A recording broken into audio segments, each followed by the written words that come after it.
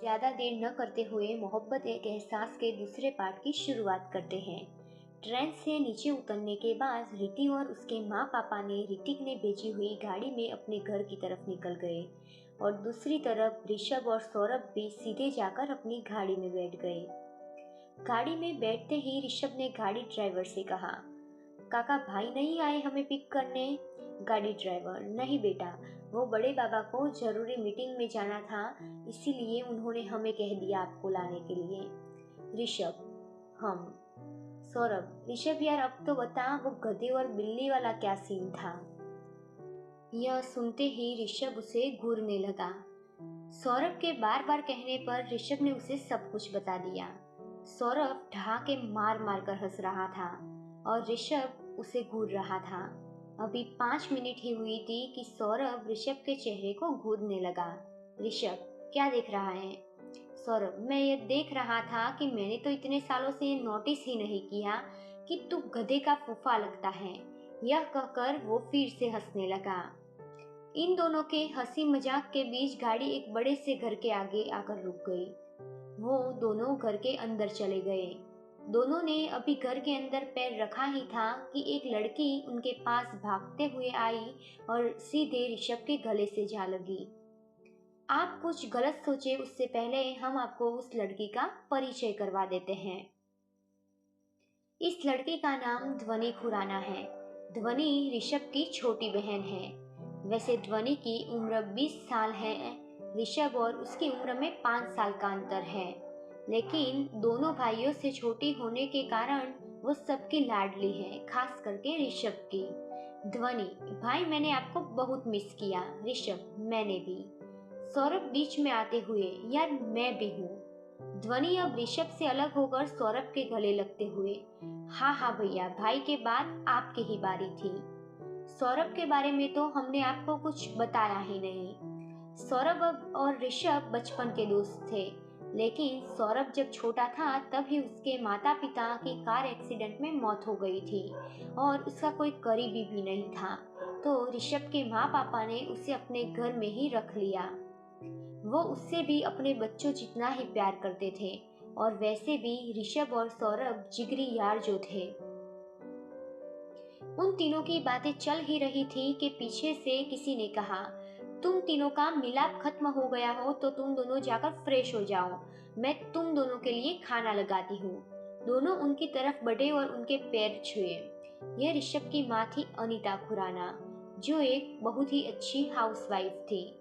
ऋषभ ने कहा, माँ बाकी सब लोग कहाँ हैं? उसकी माँ ने कहा, तुम्हारे पापा और समर ऑफिस गए हैं।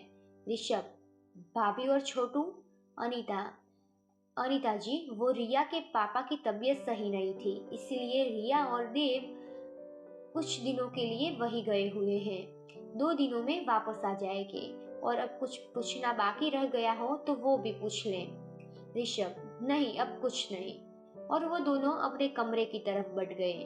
दूसरी तरफ रीति और उसके माँ पापा भी घर पहुंच चुके थे।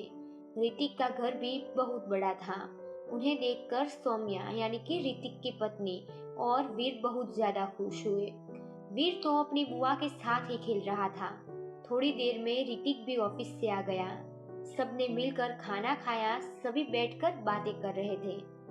ऋतिक ने कहा, रीति तुझे कहीं और काम करने की क्या जरूरत है? तुम मेरी ऑफिस से ज्वाइन कर लो, तुम्हें वहाँ कोई प्रॉब्लम नहीं होगी। रीति, भाई यही तो प्रॉब्लम है कि मुझे वहाँ कोई भी प्रॉब्लम नहीं होगी। मुझे पता है वहाँ जाते ही सब ऐसे ट्रीट करते हैं जैसे कि मैं कोई भगवान हूँ। 2-2 मिनट पे कौन चाय पानी का पूछता है? ऋतिक, हाँ मेरी माँ, मैं समझ गया, अब जल्दी से जाकर सो जा, कल से तुझे ऑफिस पे भी जाना है। ऋतिक कुछ सोचते हुए, भाई मुझे अभी तक एक बात समझ में नहीं आई कि इतनी बड़ी कंपनी में से मुझे जॉब की ऑफर कैसे मिल गई, और वो भी बिना इंटरव्यू के सीधे काम पर। उसने ऋतिक के ऊपर शक भरी नजरों से देखते हुए कहा। ऋतिक हड़बड़ाकर, तू तू ऐसे क्यों देख रही है? तू है ही इतनी टैलेंटेड, तो तुझे अच्छी जॉब मिल गई। रीति, अब मस्का पानी करने की कोई जरूरत नहीं है, मुझे समझ आ रहा है। सरिता जी बीच में बोलते हुए, तुम दोनों का अब लड़ना झगड़ना हो गया हो तो अब जाकर सो जाओ, काफी रात हो गई है। वीर तपाक से बोलता है, मैं आज बुआ के साथ ही सोऊंगा। रीति उसे गोद में उठाकर अपने कमरे की तरफ बढ़ जाती है और बाकी सब अपने कमरे में। दूसरी तरफ ऋषभ के घर पर भी समर और उसके पापा अरविंद खुराना ऑफिस से आ चुके थे। सबने साथ मिलकर डिनर किया और सब सोने चले गए। ऋषभ के कमरे में सौरभ, यार ऋषभ, तुम तो 2 महीने बाद यहाँ से चले जाओगे, मुझे अब बिल्कुल भी अच्छा नहीं लगेगा तेरे बिना यहाँ पर। ऋषभ, यार 1 साल की तो बात है और तुझे खुश होना चाहिए कि तेरे भाई का सपना पूरा हो जाएगा। और सौरभ उसकी बात बीच में ही काट कर, तू ऋषभ खुराना से आईपीएस ऋषभ खुराना बन जाएगा, यह मुझे पता है। दोनों थोड़ी देर ऐसे ही बात करते हैं और फिर सौरभ अपने कमरे में चला जाता है। दूसरे दिन सुबह आज रीति बहुत ही जल्दी उठ चुकी थी। ऑफिस का पहला दिन जो था, वो तैयार होने के बाद नीचे आ गई। सब उसे देखते ही रह गए, वो बहुत ही ज्यादा खूबसूरत लग रही थी। उसने येलो टॉप और ब्लू जीन्स पहनी थी। सौम्या उसके पास आते हुए, रीति बहुत प्यारी लग रही हो। रीति सौम्या के गले लगते हुए, थैंक यू भाभी। सौम्या ने कहा, अब जल्दी से नाश्ता कर लो, बाद में ऋतिक तुम्हें ऑफिस ड्रॉप कर देंगे। ऋतिक, ठीक है भाभी। ऋतिक, मुझे अभी एक जरूरी मीटिंग में जाना है। ऋतु, तू ड्राइवर काका के साथ चली जाना, मैं उन्हें बोल देता हूँ, वो तुम्हें वहाँ छोड़ देंगे। ऋति, ठीक है भैया। ऋतिक अपनी मीटिंग के लिए निकल जाता है और थोड़ी देर बाद रीति भी ड्राइवर काका को कहती है उसे ऑफिस छोड़ दें। रीति, ठीक है भैया। दूसरी तरफ खुराना हाउस में भी सब जग चुके थे। ध्वनि नीचे आते हुए, भाई आप दोनों कहीं जा रहे हो? सौरभ, हाँ, ऑफिस में भाई की फाइल देने जा रहे हैं। ध्वनि, आप मुझे कॉलेज छोड़ दोगे? ऋषभ, हाँ चल, फाइल देने के बाद तुम्हें कॉलेज छोड़ देंगे। तीनों जाकर गाड़ी में बैठ जाते हैं।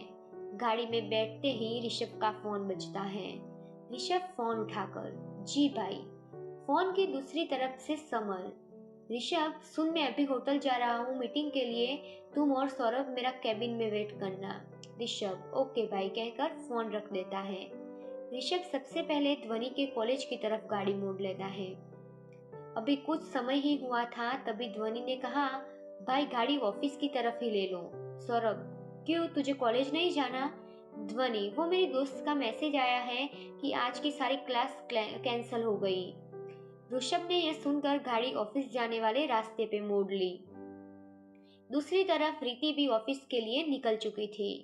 थोड़ी देर बाद ऋषभ, सौरभ और ध्वनि ऑफिस पहुंच जाते हैं। उन लोगों ने जैसे ही एंट्रेंस पर कदम रखा ही था कि उन्होंने किसी की गिरने की आवाज आई। दूसरी तरफ रीति भी ऑफिस पहुंच चुकी थी। उसने नजर उठाकर देखा, वहां बड़े बड़े शब्दों में लिखा हुआ था खुराना इंडस्ट्रीज। यह पढ़ते ही उसके चेहरे पर बड़ी सी स्माइल आ गई। वो अंदर की तरफ बढ़ गई। दूसरी तरफ किसी के गिरने से वो तीनों उनकी तरफ भागे। वो कोई 55 साल की औरत थी जो ऑफिस की साफ सफाई करने हर सुबह आती थी। तीनों ने उनको उठाया।